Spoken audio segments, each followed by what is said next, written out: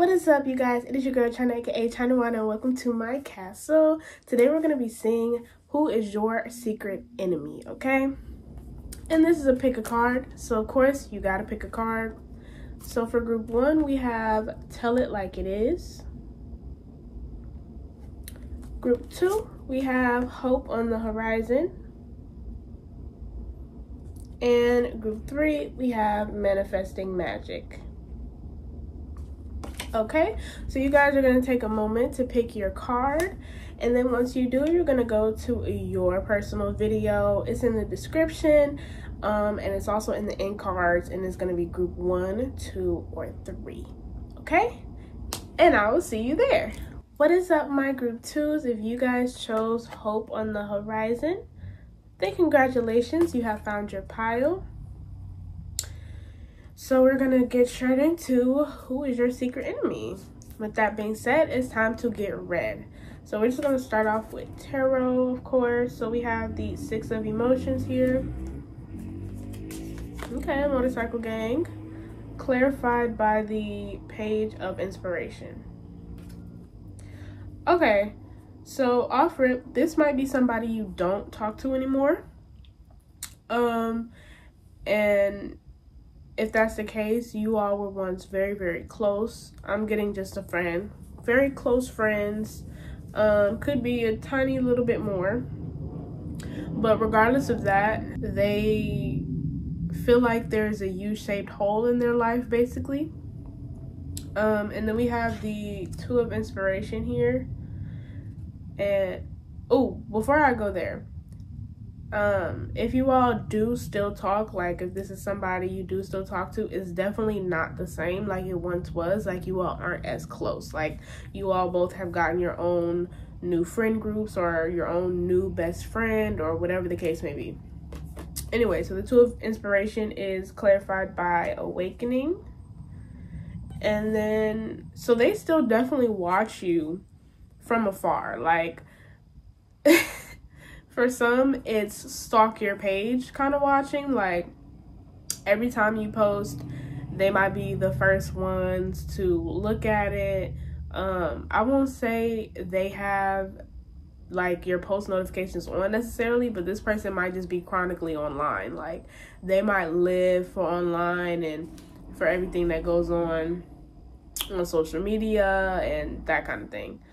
But we have the Wheel. And we also have the 2 of Materials. With the whole online thing, this person might be a very judgmental person in general. And so they might, it's like they admire you while hating you. Like, it's a lot of jealousy there. So they tend to judge you about who they see you hanging out with. If you're dating someone, they judge you about who you're dating. You know, that kind of thing. But with the Wheel and the 2 of Materials, this person somehow manages to stay the same no matter, like, you know, through all the journeys that you both have been through. They stayed the same, and not in a good way. So it's like they don't have any kind of balance when it comes to learning things. Like, you don't have to be somebody spiritual, or you don't even have to be somebody who believes in anything but yourself to know that, like, when chaotic things happen to you nonstop, it means that there's something that needs to change, you know?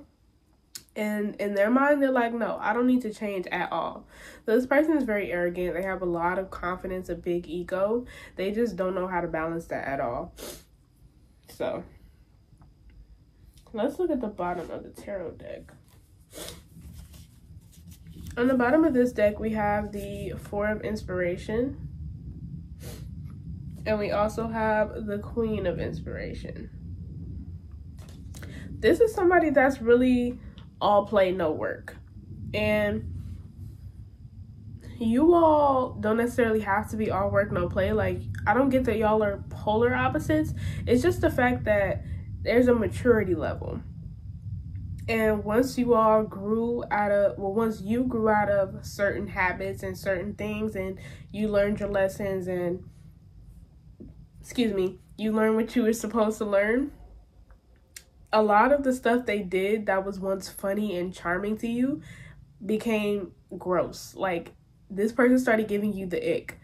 So, like, once upon a time, you all were both each other's comfort zone, you all safe space, but it no longer got space when they started judging you and they were still going through things that they've been going through since you met them. You know what I mean? So it's like, this person has always probably been very opinionated, pretty judgmental, and before it was like, it was okay. They were still a safe space. You expected them to tell the truth.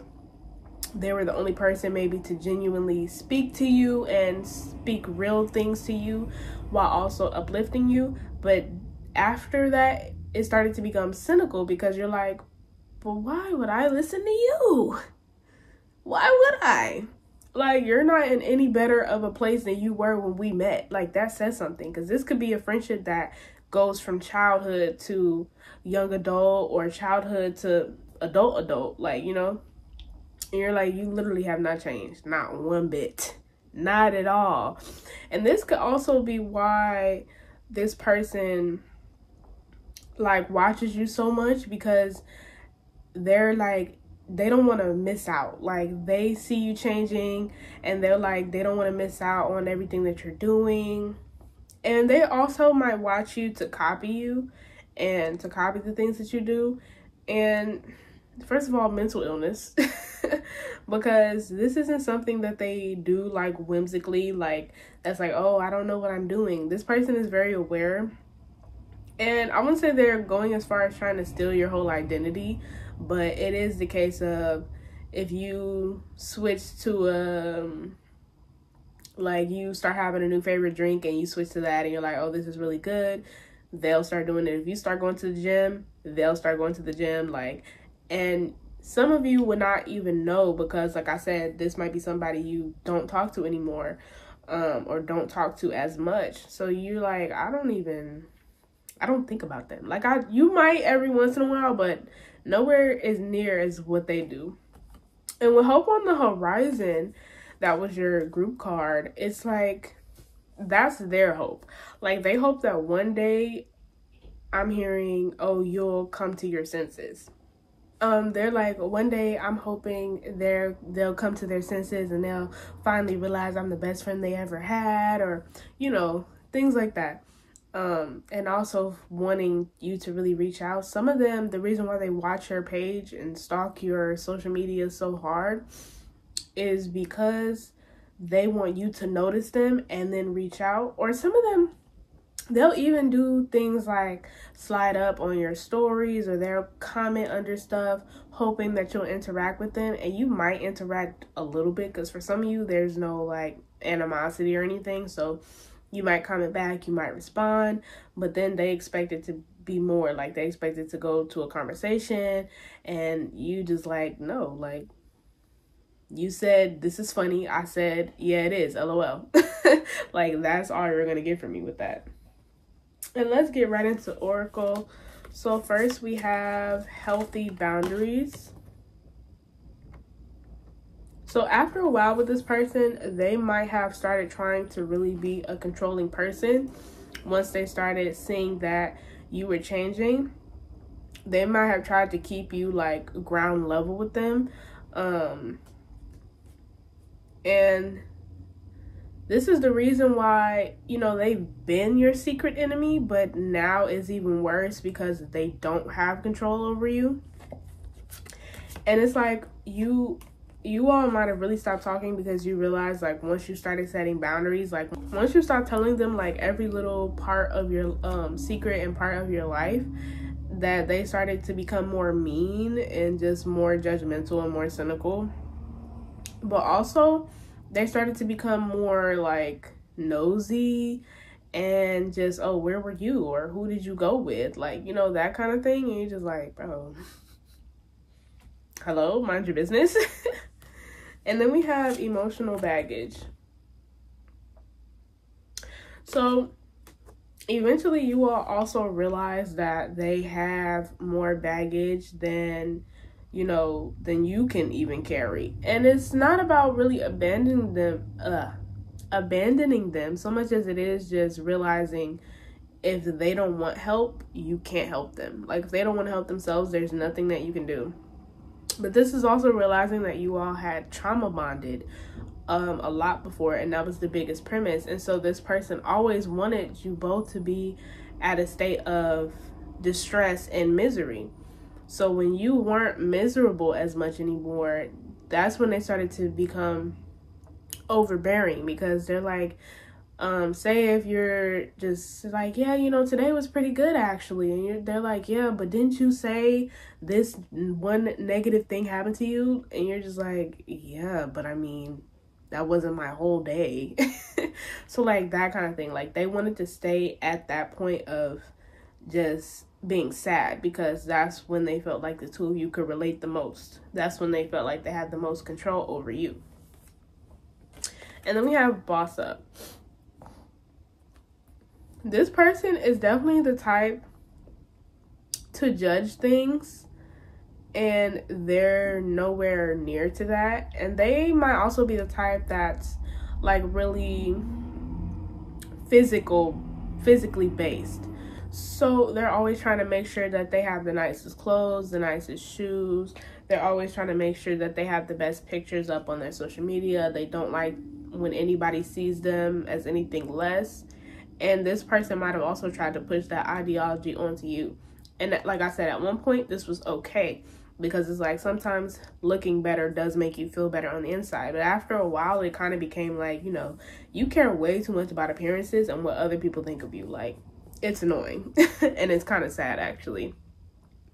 And so once you started trying to tell them, like, oh, you know, you don't have to worry so much about your looks all the time, like, you know, you need to take care of you on the inside. And they're like, no, like what do you mean? You think I should just look any kind of way in front of people? Like, that's why you have no standards. Like, they'll tell you things like that, basically telling you like you're not on your stuff when you really are worrying about the important things.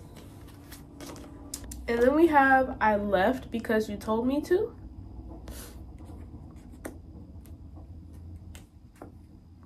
Everything about this person feels so judgy and like playing the blame game. Like, this is amongst the many reasons why you all are not cool anymore, is because this person always wants to put the blame on other people and never wants to take accountability for anything that they do. So with I left because you told me to, this might actually not be the case. Like, it's not a literal like, oh, you told them to get out of your life. It was probably more like you told them, you probably gave them an ultimatum, or you started enforcing your boundaries and they felt like, oh, you pushed them out of your life, when it's like you could have made the change, but you didn't. So much for not having standards, right? And then we have love me. Yeah, this person is very love deprived. They feel like that on the more what's it called, cute side, they do feel like you were the only person that genuinely cared about them. So they are very, you know, kind of desperate for that kind of attention, or any attention from you. And then we have yes. When I pulled this, I was getting that sometimes you'll hear their voice randomly, or they might come into one of your dreams randomly, and you'll kind of be like to yourself, like, are you trying to communicate with me? Are you like, what are you doing? And they'll be like, yes, like, hello, duh. Which is kind of creepy, not gonna lie. On the bottom of the deck, we have beauty sleep and 1090 ratio. The 1090 ratio is giving me the same as boss up, where it's just not like genuine advice, it's just judgment. And this person is definitely the type to brag a lot, and they might brag a lot to the point where it'll be something that they did 10 years ago and they'll still bring it up, like, oh yeah, like, remember when I did that and it was so cool. And it's not like, yeah, it's good to be proud of yourself, but at what point do you want to be better and top yourself? To them, nobody can top them, not even themselves, you know. And with beauty sleep, this also came out in the last pile. But what I said about them coming in your dreams recently, but also that they see you as this prize, this wonderful human being that can't be replaced. So they did want to keep you all to themselves, and they tried.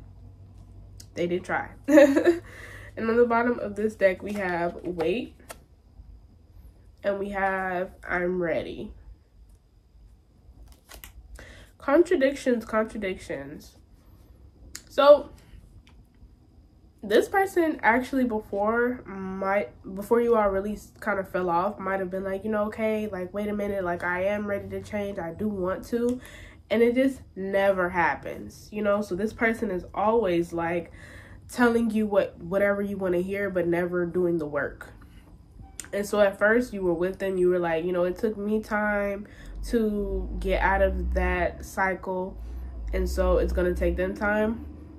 But then you realize, like, if I stick around and just allow them to be this way in my life, they're gonna forever be that way.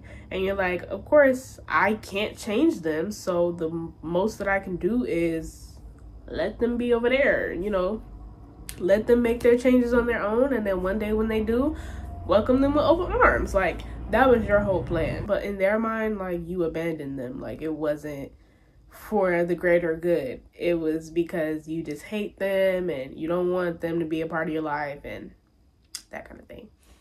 So I hope your secret enemy is no longer a secret. I hope you figured that out, because they stalking you. Would I say you need to block them? I don't know. If you want to. If you want to. Do what you gotta do. But that is all that I have for you today. If you're gonna pick another pile, I will see you there. If not, like if you wanna, comment if you wanna, subscribe if you wanna, maybe even share, and I will see y'all next time. Bye.